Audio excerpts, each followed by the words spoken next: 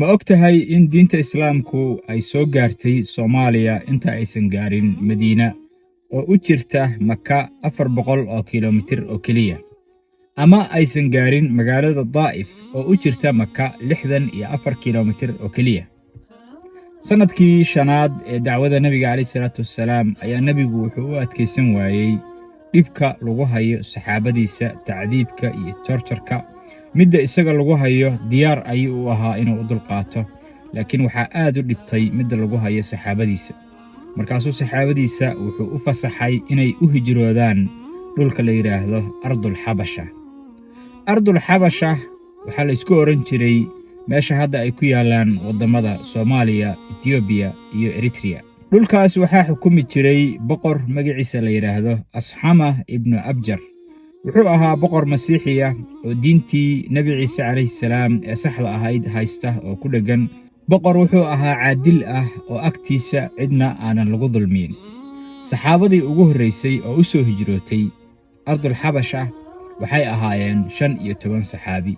waxaa ugu horreeyey Uthman ibn Affan radiyallahu anhu iyo Nabiga calayhi salaatu wassalaam gabadhiisa Ruqayya bintu Rasuulillah oo ahayd xaaskii Uthman ibn Affan. saxaabadaas 15 qof ka kooban markii ay yimaadeen Ardul Xabasha ayuu boqorkii meesha xukumayay Ashama ibn Abjar ama An-Najaashi uu soo dhaweeyey una u idmay oo u fasaxay oo magan geliyay in wadankiisa si xorriyad ah ay ugu noolaadaan. muddo 3 bilood ah markii ay joogeen Ardul Xabasha ayay waxay maqleen nimankii gaalada ahaa ee Quraysh kulligood way soo muslimeen oo diintii ayay qaateen. wuxuuna ahaa war been ah oo la faafiyey. waad fahmi kartaa dad ka soo tegay guryahoodii, xoolahoodii, hantidoodii, yimid waddan luuqadiisii, kaljarkiisii, dhaqankiisii aysan waxba ka fahmayn. waxay mar walba u xiise qabeen waddankoodii inay dib ugu laabtaan. saxaabadii warkii ahaa in Quraysh ay soo muslintay markii ay maqleen ayay dib u soo laabteen oo Maka yimaadeen. Maka markii ay yimaadeen ayay waxay arkeen hadalkaas soo gaaray in aysan waxba ka jirin oo Qurayshna saxaabadii weli dhibka ay ku hayso. markay yimaadeen ayaa saxaabadii kale oo Maka ku hartay oo joogtay bay waxay uga warrameen soo dhaweynta ay kala kulmeen boqorkii Ardul Xabasha xukumayay ee Ashama ibn Abjar. markaas ayaa saxaabo aad u fara badan oo tiradooda lagu qiyaasay inay gaaraysay 80 saxaabi oo uu hogaaminayo Nabiga calayhi salaatu wassalaam in adeerkiis Jacfar ibn Abi Talib baa waxay u hijroodeen mar labaad Ardul Xabasha. boqorkii Ashama ibn Abjar waa uu soo dhaweeyey mar labaad waana uu magan geliyey. nimankii Quraysh ahaa mar labaadkan markii hore 15 saxaabi bay ahaayeen, hadda laakiin waxaa hijrootay 80 saxaabi. way u adkaysan waayeen. wafdi ayay sameeyeen uu hogaaminayo saxaabigii weynaa ee Camr ibn al-Caas oo markaa gaal ahaa. waxay u direen boqorkii xukumayay Ardul Xabasha si uu u soo celiyo saxaabadaas oo Maka dib loogu soo celiyo. Camr ibn al-Caas markii uu yimid Ardul Xabasha oo Najaashi uu u yimid ayuu wuxuu guddoonsiiyey hadiyado badan. horeyna way isku yaqaaneen oo macrifo ayaa ka dhaxaysay. Najaashi waa uu soo dhaweeyey Camr ibn al-Caas, golihiisii ayuu fariisiyey.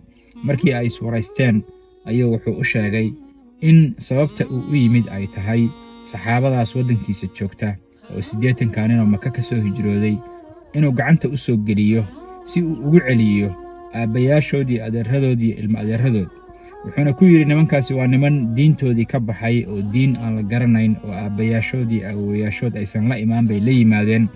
marka waxaan rabnaa in dadkoodii iyo ehelkoodii dib aan ugu celiyo si loo edbiyo oo diintoodii saxda ahayd loogu soo celiyo. Najaashi hadalkaas waa uu ka xanaaqay. wuxuuna ku yidhi Camr ibn al-Caas, idinkoo carab ah qof markii uu qof soo dilo oo qabiil uu soo magan galo uma dhiibtaan qofkaas qabiilkii uu qofka ka soo dilay. maanta anoo intaas oo qof waddankayga ay soo magan gashay iyagoon qofna soo dilin, qofna soo dhibaatayn, just inay diintoodii la soo carareen keliya baad waxaad doonaysaa inaan kuu soo gacan geliyo oo meeshii ay ka soo cararayeen aan dib ugu celiyo. ma samaynayo yidhi waxaas, mana suurtagelayso. laakiinse Camr ibn al-Caas ma uusan quusan. dhinac walba ayuu ka soo maray Najaashi, wuxuuna isku dayey inuu ku qanciyo dadkaas inuu gacanta u soo geliyo in ehelkoodii iyo dadkoodii iyo adeeradood iyo ilmo adeeradood iyo aabbayaashood ay rabaan in loo soo celiyo oo waxba aanan lagu samaynayn. najaashi ku celcelin badan wuxuu yidhi nimankaa horta iyagana hala igu yeero sababtoo ah waxaan rabaa inaan maqlo iyaguna waxa ay tabanayaan oo labadiinnaba si cadaalad ah aan idiin dhegaysto oo gartiinna aan u qaado. saxaabadii ayaa loo yeeray 80 ahaa. najaashi baa loo keenay. waxaa u hadlay jacfar ibn abi taalib. waa la weydiiyey, waxaa la yidhi ninkan ayaa wuxuu ka yimid waddankiinnii iyo magaaladiinnii wuxuuna doonayaa inuu idin celiyo. maxay tahay sababta aad uga soo baxdeen waddankiinnii? jacfar ibn abi taalib wuxuu yidhi boqorow, dad waxaan ahayn buu yidhi jaahiliye ku sugan. dad waxaan ahayn buu yidhi macsida iyo faaxishadu aad ugu badan tahay. dad waxaan ahayn buu yidhi gabdhahooda iyagoo nool aasi jiray. dad waxaan ahayn buu yidhi asnaam caabudi jiray oo ilaahay u shariik yeeli jiray. markaasaa waxaa noo soo baxay buu yidhi oo naloo soo diray nebi annaga naga mid ah, nebigaasoo noogu yeeraya cibaadada allah subxaanahu watacaala, nebigaas oo na faraya qaraabo xiriirinta, nebigaas oo na faraya sadaqada, nebigaas oo na faraya runta ammaanada, nebigaasoo naga soo saaray mugdi oo noo soo saaray iftiin. najaashi hadalkii jacfar ibn abi taalib ayuu la dhacay. camr ibn alcaas ayaa intuu soo booday buu wuxuu yidhi boqorow, waxaad weyddiisaa diintan ay la yimaadeen waxa ay ka leedahay ciise. maadaama uu najaashi ahaa nin masiixiya wuxuu damcay inuu xaggaa uu ka soo maro. najaashi ayaa wuxuu weyddiiyey jacfar ibn abi taalib, wuxuu yidhi nebigiinnu muxuu ka sheegay buu yidhi ciisa.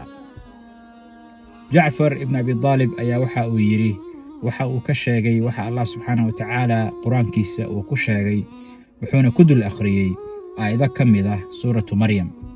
aayadihii markii lagu dul akhriyey najaashi iyo golihiisii wasiirada ahaaba waa ay ooyeen, way la khushuuceen aayadihii lagu akhriyey.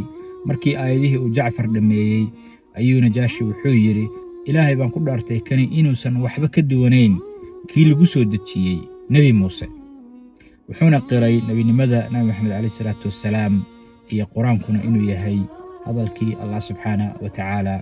wuxuuna ku yidhi orda oo ku noolaada waddankiinna ardul xabasha, cid idin dhibaataynaysa ama cid idin dhiibaysa oo idinku celinaysa maka ma jirto.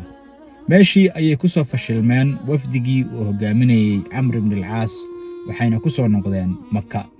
wakhtigaas ay saxaabadu u soo hijroodeen ardul xabasha ayaa islaamku wuxuu soo gaaray Soomaaliya.